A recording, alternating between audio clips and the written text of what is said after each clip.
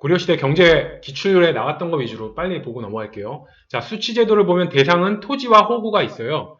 그래서 통일신라 저희 민정문서 공부할 때 민정문서에는 조사한 토지 내용도 담겨 있고 그 안에 집집마다 사람 수가 몇 명인지 이런 호구도 같이 조사되어 있었잖아요. 근데 고려가 되면은 토지 따로 호구 따로 조사를 합니다. 그래서 토지 조사한 내용은 토지대장인 양안에 이제 기록을 하고 이제 호구 사람 수가 몇 명인지 집집마다 그거에 대한 건 호적이라는 호구 장부에다가 분리해서 작성을 하더라. 이게 통일신라와의 차이점이니까 알아놓으셔야겠죠. 조세를 보면 토지 비옥도에 따라서 3등급으로 구분을 해요. 그리고 생산량의 10분의 1을 징수를 하는 거고요. 그래서 고려는 3등급으로 토지 등급을 나누고 조선은 저희 전분 6등법, 연봉 9등법 이거 생각하시면 조선은 6등급 6개의 단계로 나누고 고려는 3등급으로 나누더라. 이걸 생각하시면 될 것 같아요. 토지 생산성이 올라가면 올라갈수록 등급 기준이 늘어나겠죠. 그러니까 만약에 사람들이 연봉이 가장 많이 버는 사람이 5천이야. 그러면 한 5등급 정도로만 나누면 되는데 이제 1억까지 버는 사람이 생기면은 등급을 한 10개 등급으로 등급을 더 세분화해야 되잖아요.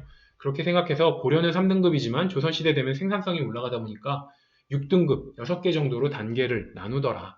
그렇게 생각하시면 되고 소장농은 조세에 대한 부담이 없습니다. 단지 그 땅의 주인에 대해서 지대, 소장료는 내야겠죠. 그래서 이 소장료는 국유지 같은 경우는 4분의 1, 사유지는 2분의 1이에요. 그래서 지금도 국유지를 경작하는 게 훨씬 더 유리한 게 국가에서는 세금을 너무 사유지처럼 각박하게 세게 받을 수가 없잖아요. 그럼 사람들이 어떤 민심이 들끓으니까. 그래서 국유지는 옛날에도 4분의 1로 사유지보다는 지대가 쌌다. 이 정도 생각하시고 이 조세는 세금과 같은 거예요. 세금은 토지 소유자가 내는 거지 임차인이 세금을 내진 않죠. 만약에 전세 사는 사람이 그 자기가 살고 있는 집에 대해서 재산세나 이런 세금을 내지 않죠. 집 주인이 내는 거죠. 그래서 세금은 소유자가 내는 거지 거기서 소장농, 빌려서 농사 짓는 소장농이 세금을 내진 않더라. 조세를 내진 않더라. 이렇게 생각하세요. 자, 세금 운반 볼게요. 거둔 조세는 각 구년에 농민을 동원해서 조창까지 운반을 해요. 조창은 각 지역에 있는 창고예요. 세금을 모아놓는 창고.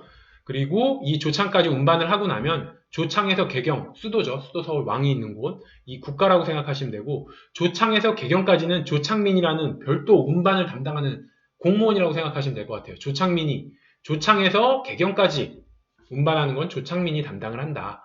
그리고 조언을 통해서 개경까지 운반하는 시기는 2월에서 5월까지다. 이 정도 알아놓으셔야 되는데 이렇게 생각하면 될 것 같아요. 조창을 세금을 걷는 세무서라고 생각을 하시면 국민들이 세무서까지 세금을 내러 가야 되죠. 보통 세무사를 시켜서 가지만 어떻게 됐든 개개인이 세무서에 세금을 갖다 내야 돼요. 그걸 바로 조창을 세무서라고 생각하면 조창까지는 일반 농민들이 조창까지는 갖다 내야 돼요.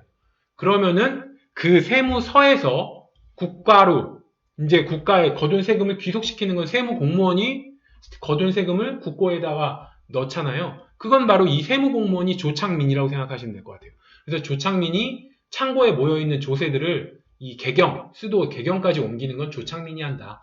그래서 세무 공무원이 국고에다가 거둔 세금을 납부하니까 조창민이 세무 공무원이구나. 이렇게 생각하시면 될 것 같아요.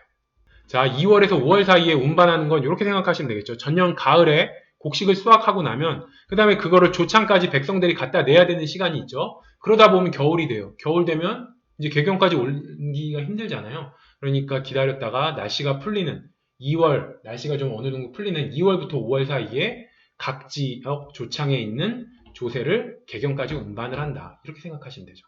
자, 공납은 집집마다 특산물 징수하는 거를 공납이라고 그래요. 그래서 9등 호재, 그래서 호구, 집집마다 9개의 등급으로 나눠서 그거에 따라서 이제 특산물을 징수를 했고 조세보다도 부담이 더 컸어요. 고려나 조선이나 마찬가지로 조세보다는 공납이 더 큰 문제였고 그래서 대동법 실시가 다른 균역법이나 다른 조세 제도 개혁보다 더 먼저 실시됐던 게 이게 이제 공납이 큰 문제였기 때문에 그랬다. 이렇게 생각하시면 되고 통일신라 민정문서에도 인정에 따라서 9등급으로 집집마다 등급을 나눴거든요. 근데 고려도 똑같이 9등급으로 나눴어요. 토지는 3등급으로 나누는 걸 조선시대가 되면 6등급으로 나누잖아요. 근데 집집마다 나누는, 호구에 따라서 나누는 건 통일신라나 고려나 다 9등급으로 나눴다. 그러니까 농업사회에서 한 집안의 사람 수는 통일신라나 고려나 한 집안의 사람 수는 별 차이가 없었기 때문에 통일신라나 고려나 똑같이 9등급으로 나눠서 집집마다의 등급을 나눴다. 이렇게 생각하시면 되죠. 그리고 역은 16세에서 59세까지의 정남이 이제 역의 부담을 졌고 60세가 되면 면역이 됩니다. 근데 하나 알아둬야 될 건 삼국시대는 전쟁이 많다 보니까 15세부터 좀 더 어린 나이일 때부터 이제 역의 부담이 의무가 생겼다가 이제 통일신라 삼국을 통일하고 나면 그때부터는 16세부터 59세까지가 정남이라고 해서 역에 대한 부담이 생긴다.